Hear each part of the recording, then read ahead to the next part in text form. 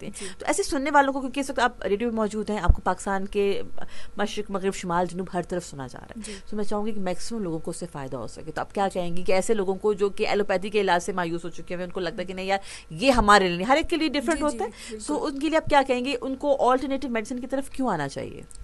देखिए, alternative medicine का concept सबसे पहले हमें समझना चाहिए कि हम जो भी इसमें अल्टरनेटिव मेडिसिन में, तो वो समझ लें कि वो साइड इफ़ेक्ट के बगैर हैं। ठीक है। उसमें सबसे पहले हम ये लेते हैं कि हमारी फूड एज मेडिसिन। ठीक है।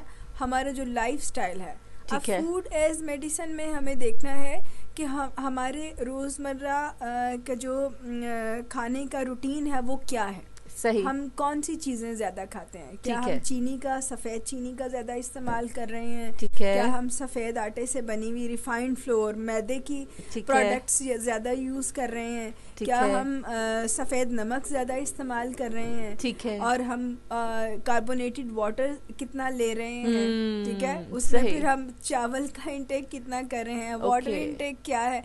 ये सब चीज़ें इंक्लूडेड हैं।